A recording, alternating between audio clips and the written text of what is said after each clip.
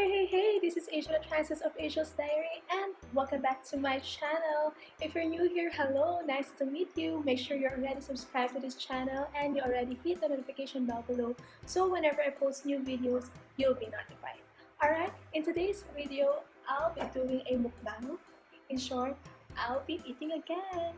Yay! So without further ado, let's begin in 3, 2, 1. Ayan. If you don't know yet, we have this small food business sa Facebook. Ayan yung Made with Love. Ilalagay ko na lang sa description box below yung link ng Facebook page para ma-check ninyo. And isa na sa bestseller namin, yung Baked Sushi. Sobrang daming nakakagusto nun. Sobrang daming nasasarapan. Yung mga feedback, yung reviews, magaganda. So far, so good yun. And syempre, alam naman natin na nag-trend talaga or nag-hit itong baked sushi simula nung nag-quarantine. So, kaliwat kanan talaga yung nagbebenta nito. Kaya naman dito sa bahay, naisip namin na mag-try ng ibang flavor. And then, kung pasado sa amin ito, then, mag-decide kami na ibenta rin siya sa inyo. Okay. And syempre, sobrang saya ko dahil ako yung mauuna na mag-try nito. Ito yung baked chicken teriyaki. This one is the baked avocado kani. Ito naman yung baked cauli quinoa sushi. And then this one is the baked spicy tuna. And then the last is the baked samgyu. Siguro let's try this first. The baked spicy tuna. Okay. Hindi ako masyadong mahilig sa mga maanghang. Sobrang baba ng tolerance ko pagdating sa maanghang. Pero, okay, sige, let's try this. Yeah. Then, mamaya, pag na-try natin silang lahat, try naman natin siya with nori. Okay? With nori shit. Okay. Dito na lang. Yeah!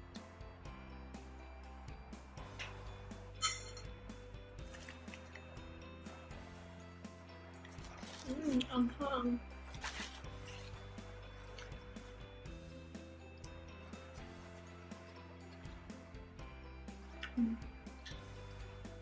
Maanghang siya talaga for me. Pero, if you're looking for a spicy baked sushi, this is really perfect.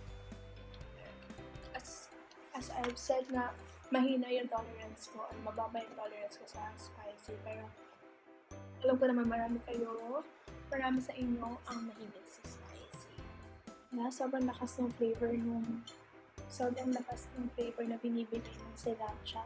Alright, next is yung baked samgyu. Grabe guys, na-miss ko na yung baked, samgyu sa lahat. Hindi ba guys, nakaka-eat akong kanin doon.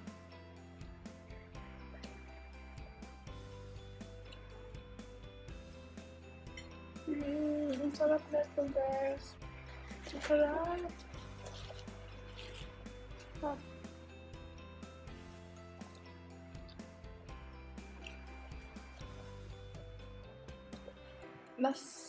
Siguro mas masarap pa siya kung siguro mas madami pa yung amount ng cheese. Pero yung kimchi rice, sobrang sarap. Ang ganda ng pagkatimpla. Hindi kasi ako mahilig sa kimchi mismo. Pero yan, yung ganyang mga kimchi rice, makakain ko naman. This one with the meat and egg.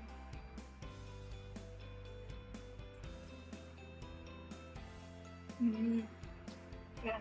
Yung pangalawang kuha ko, mas nalasahan ko yung cheese. So siguro, mas maging generous pa yung paglagay ng cheese. Yung paglagay ng cheese. Pero panalo yung kimchi rice. Like it.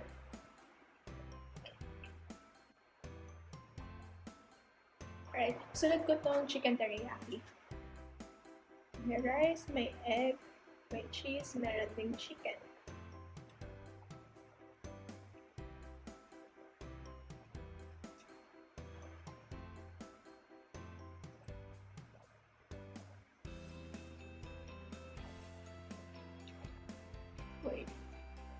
Isa pa guys. Wait lang.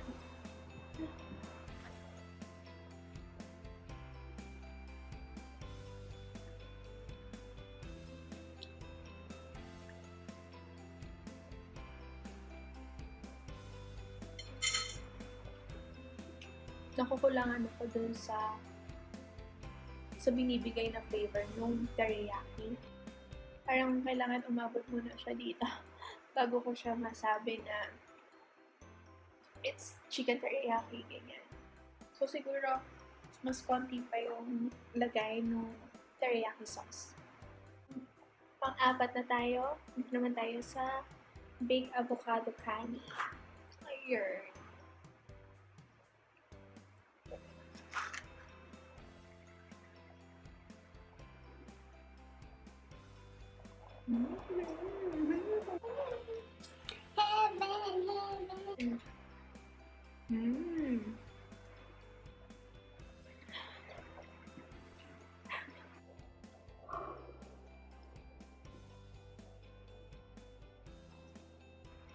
Ang sarap nito guys! Sarap!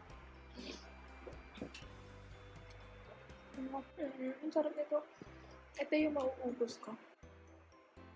And may pagka-spicy din siya. Pero, kumbaga, tolerable siya for me. Isa pa.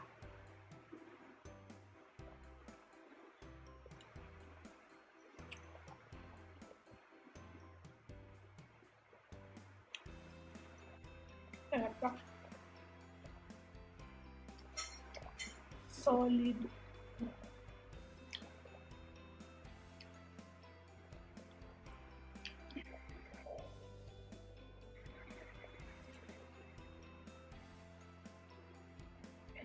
Sinipon ata ko. Sobrang baba talaga guys ng tolerance ko sa mga maanghang po. Ayan, nasa huli na tayo. Ito yung baked quinoa sushi. Hindi ko alam, pero parang kinakabahan ako, na-excited ako na matikman siya. Okay, let's see. Pero, ang ganda oh. Ang ganda ng pagkaano ko siya.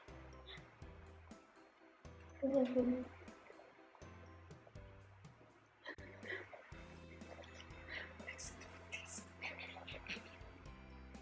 Hindi ko alam, nakakabahan talaga dito.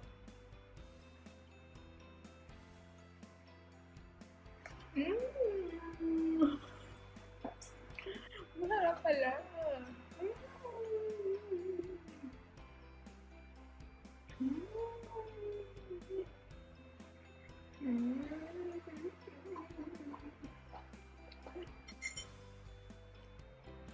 Okay.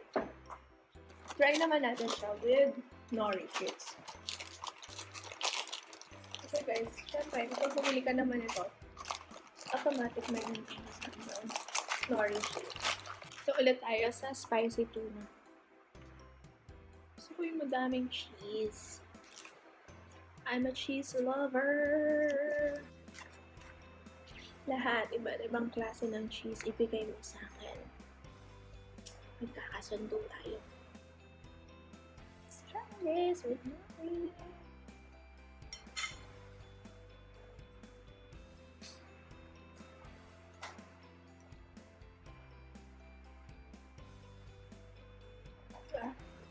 Maanghang talaga siya sa akin. Pero kapag kayo gusto nyo ng spicy, okay lang. Maanghang niya talaga.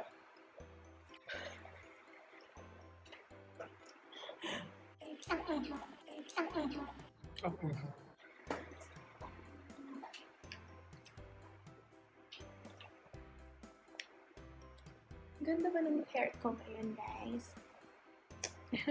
Alam niyo ba, nung nag-start yung lockdown, pangatlong beses ko na ito na nagkupit ng buhok dito sa bahay. Naman, maganda naman siya, diba? Dito tayo sa Baked Sushi. Okay talaga to guys. Kung mas madami pa talaga yung cheese niya, panalo to sa akin. Medyo nabitin lang ako sa, or nakulangan lang talaga ako sa cheese.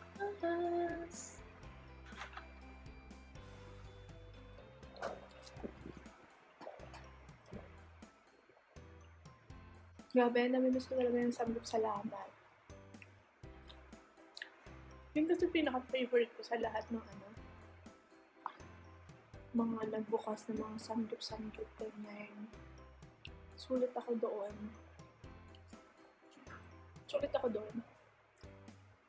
Ang lugi sa akin yung dito naman tayo sa chicken teriyaki.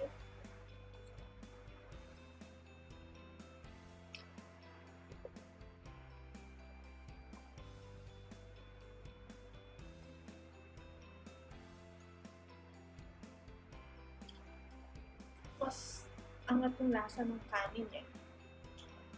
Pero kung mas madami pa yung paglagay ng teriyaki sauce and siguro mas na-marinate pa siya ng teriyaki sauce. Okay to. Okay, dito na tayo. So far, ito yung nagugustuhan ko.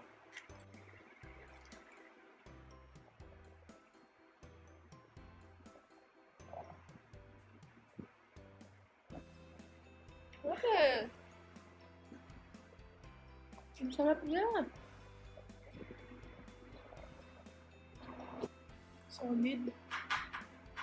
Solid talaga. Ito yung close doon sa Baked Sushi. Kung hindi nyo pa yun natatry, bakit? Bakit hindi pa? Okay, this one.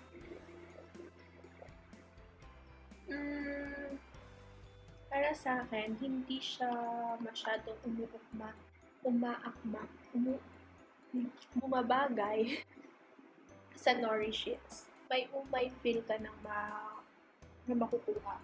Pero kung ito lang, if you will eat this alone, yun, mas okay siya. So, siguro magkakain pa ako ng tag-iisang kurot dito bago ako magbigay sa inyo ng aking final verdict. And natikman ko na siya ng sila lang, and then meron din kasama na nori sheets. So, para sa akin, sige, magbibigay ako ng top 3 na naging favorite ko among these 5 flavors of baked sushi.